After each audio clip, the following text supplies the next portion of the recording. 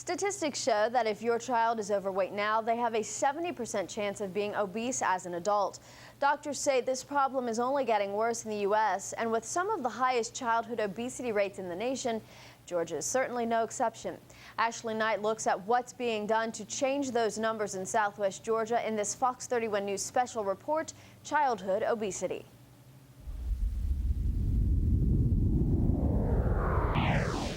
14-year-old Jasmine Warren knows what it's like to struggle with obesity. Hate it because you have to carry books all during the day. I used to be hungry. I'd be like, want to go to the kitchen, knowing the kitchen when at school. Jasmine decided to take charge of her health when she joined the Youth Becoming Healthy program, which was started by Pamela Jackson in 2004 after Jackson lost her brother to complications of obesity. He had diabetes, he had high blood pressure, and all the other illnesses.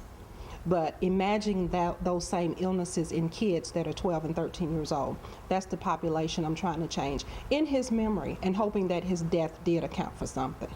In 2007, over 9 million kids ages 6 to 19 were overweight or obese, a number that has tripled since 1980. Pediatricians chalk it up to bad eating habits early on in life. We're seeing children who are going around with sweet-tasting beverages from the time they can barely walk.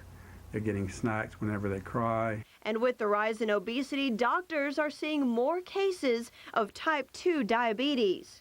Fat cells do several things bad. They make insulin not work, so your pancreas is making more and more insulin to keep your blood sugar in control, and by the time you hit late teens, it gives out.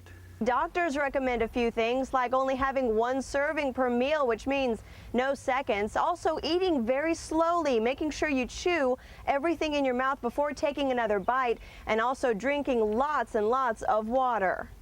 Doctors say by following certain healthy guidelines, we can diminish this problem, which is closer to home than you might think. And in Southwest Georgia, we have the highest population of people with chronic diseases, with cancer, and all of that relates back to obesity. You have an explosion of supersized children. Meanwhile, Jasmine Warren is doing her part. She lost 50 pounds since starting the program, but she admits it wasn't easy. Yes, it was difficult because I used to drop weight and then I'll pick it back up, and drop weight and pick it back up.